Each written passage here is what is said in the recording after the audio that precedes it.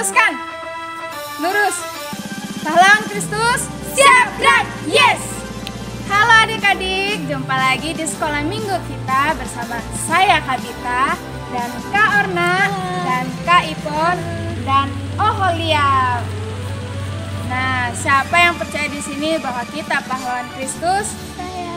Kalau kita percaya, mari kita sama-sama nyanyikan Aku Pahlawan Kristus.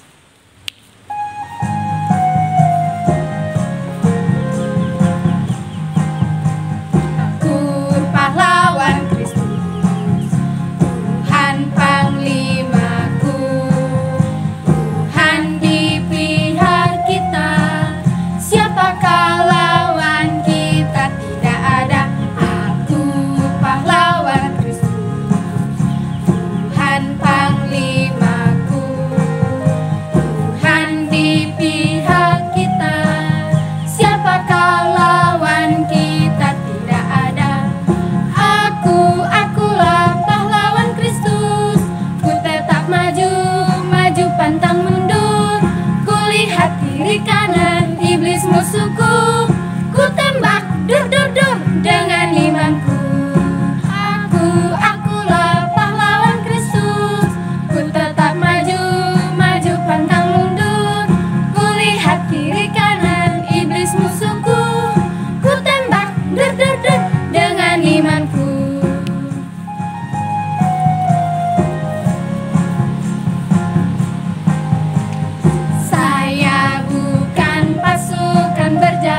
Pasukan berkuda, pasukan menembak. Saya tidak menembaki musuh, tapi saya laskar Kristus. Saya laskar Kristus, siap gerak, yes. Saya laskar Kristus, siap gerak, yes. Saya tidak menembaki musuh, tapi saya laskar Kristus. Saya bukan pasukan berjalan, pasukan berkuda, pasukan menembak. Saya tidak menembaki musuh, tapi saya laskar Kristus. Saya laskar Kristus, siap gerak, yes. Saya laskar Kristus, siap gerak, yes. Saya tidak menembaki musuh, tapi saya laskar Kristus.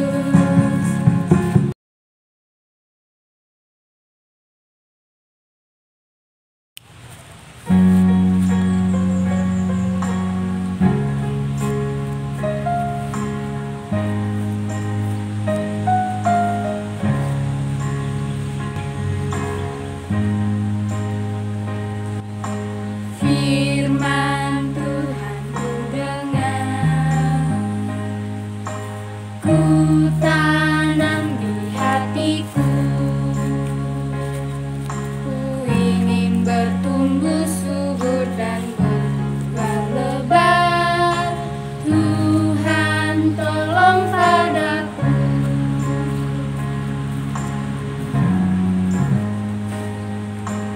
Firman Tuhan ku dengar, ku tanam di hatiku. Ku ingin bertumbuh subur dan berbuah lebat. Tuhan tolong padaku. Tuhan tolong padaku.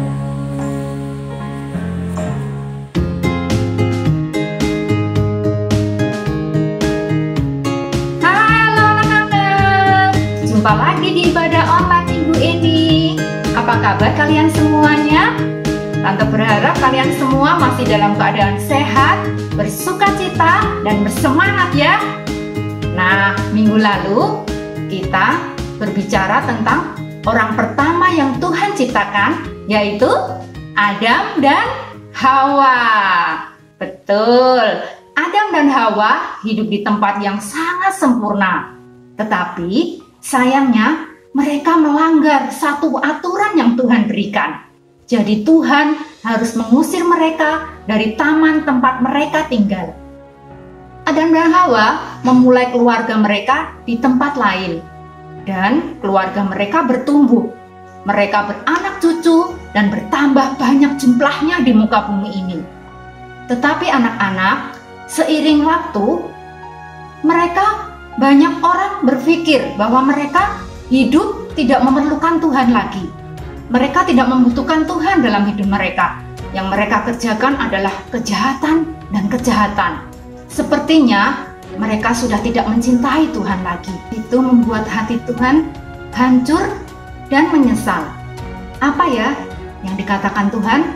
Coba kita akan lihat di dalam Alkitab, yaitu kitab Kejadian pasal yang ke-6 ayat 5, 6, dan 7. Kalian buka Alkitabnya ya. Yang sudah bisa membaca, nanti kita akan baca bersama-sama. Yang belum bisa membaca, nanti dengarkan Tante Vera membacakannya ya. Sudah siap semua? Kita mulai ya. Kejadian pasal 6 ayat 5, 6, dan 7. Ketika dilihat Tuhan bahwa kejahatan manusia besar di bumi dan bahwa segala kecenderungan hatinya selalu membuahkan kejahatan semata-mata, maka menyesallah Tuhan bahwa Ia telah menjadikan manusia di bumi dan hal itu memilukan hatinya. Berfirmanlah Tuhan, Aku akan menghapuskan manusia yang telah kuciptakan itu dari muka bumi, baik manusia maupun hewan dan binatang-binatang melata dan burung-burung di udara, sebab Aku menyesal bahwa Aku telah menjadikan mereka. Nah anak-anak, itu yang dikatakan Tuhan. Hati Tuhan hancur. Hati Tuhan menyesal karena sudah menciptakan manusia. Karena apa yang dilakukan manusia?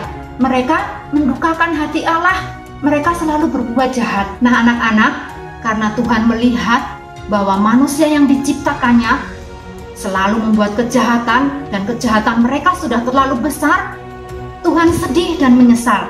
Hati Tuhan menjadi pilu dan hancur. Sehingga itu juga membuat Tuhan marah. Tuhan ingin menghancurkan semua yang sudah diciptakannya.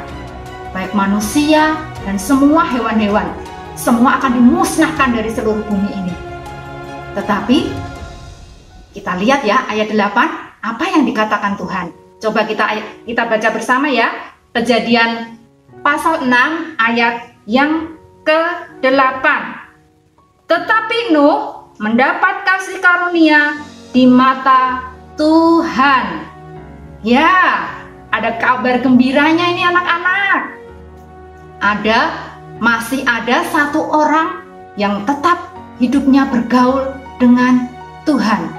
Yang hidupnya selalu mendengarkan Tuhan dan setia kepada Tuhan. Ya, pria itu adalah bernama Nuh. Coba kita lihat kelanjutannya ya. Kita baca ayat yang ke-9. Inilah riwayat Nuh. Nuh adalah seorang yang benar dan tidak bercela di antara orang-orang sesamanya. Dan Nuh itu hidup bergaul dengan Allah. Lalu anak-anak, apa yang dikatakan Tuhan kepada Nuh? Tuhan berkata kepada Nuh, Nuh, Aku akan menurunkan hujan yang sangat lebat, yang tiada berhenti-henti, sehingga air hujan itu akan membanjiri seluruh bumi. Makhluk yang ada di seluruh bumi ini akan Aku tenggelamkan, sehingga semua yang hidup di dalamnya akan tenggelam dan mati. Apakah Nuh juga akan ikut tenggelam dan mati? Oh, ternyata tidak anak-anak. Tuhan ingin Nuh dan keluarganya selamat. Lalu, apa yang dikatakan Tuhan kepada Nuh? Tuhan menyuruh Nuh untuk membangun bahtera. Dan bahtera itu harus sangat-sangat besar. Yuk, coba ya kita baca ya. Kejadian 6 ayat 15. Kita baca di dalam Kejadian 6 ayat yang ke-15. Beginilah engkau harus membuat bahtera itu 300 hasta panjangnya, 50 hasta lebarnya, dan 30 hasta tingginya. Wah, besar sekali ya. Itu besarnya melebihi lapangan sepak bola, berkali-kali lipat besarnya dari lapangan sepak bola. Nah, anak-anak, coba kalian tebak apa yang dilakukan Nuh ketika Tuhan menyuruhnya membuat bahtera yang sangat besar itu. Kalian tebak ya, pilih A atau B atau C. A. Nuh merengek kepada Tuhan.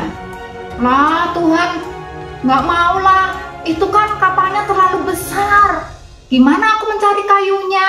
Terus aku harus bekerja keras itu bertahun-tahun membuat bahtera yang sangat besar itu. Nggak mau lah Tuhan. Itu pilihan yang A. Kalau B, Nuh melempar koin untuk memutuskan taat kepada Tuhan atau tidak. Yang C, Nuh memutuskan untuk taat kepada Tuhan dan mulai membangun bahtera. Anak-anak pilih yang mana? A, B, atau C?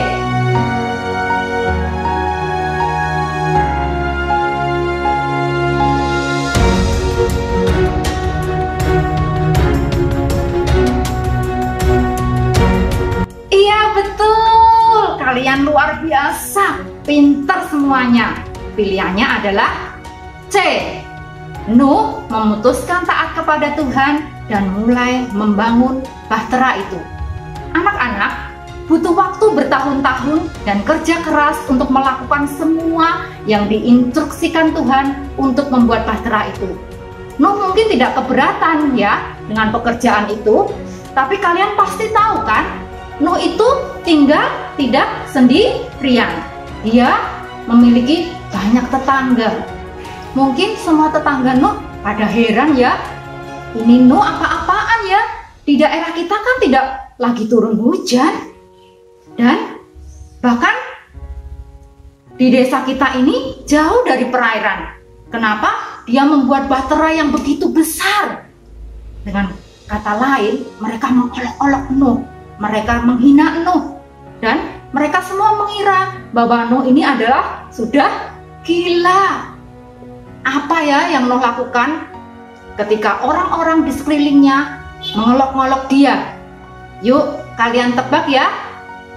Apa yang dilakukan Nuh ketika orang-orang mengolok dia karena dia mentaati Tuhan? Apakah Nuh A.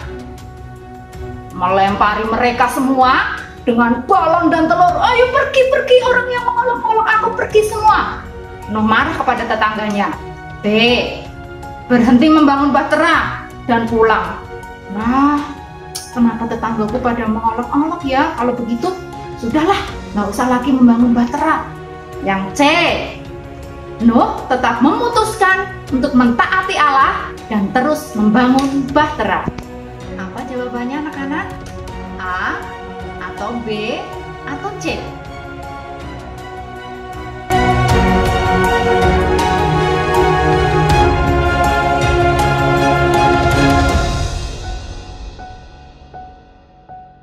Ya, benar jawaban kalian C. Nuh memutuskan untuk menaati Allah dan terus membangun bahtera. Dia tidak peduli meskipun orang-orang di sekelilingnya mengolok-olok dia dan mengira bahwa dia adalah orang gila. Nah, bahtera itu pun akhirnya selesai dibangun. Lalu Nuh dan keluarganya masuk ke dalam. Nuh juga membawa hewan-hewan berpasang-pasangan loh ke dalam bahtera itu, sesuai dengan apa yang diperintahkan Tuhan. Ada hewan gajah, harimau, singa, semut, kelabang, burung. Wah, banyak sekali hewan-hewan yang dibawa Nuh masuk ke dalam bahtera itu. Nuh lalu menunggu di dalam bahtera itu. Setelah bahtera ditutup, Nuh mendengar suara hujan. Hujan itu awalnya lembut dan lembut, tapi tiba-tiba berubah menjadi tetesan yang besar dan menimbulkan suara yang bergemuruh.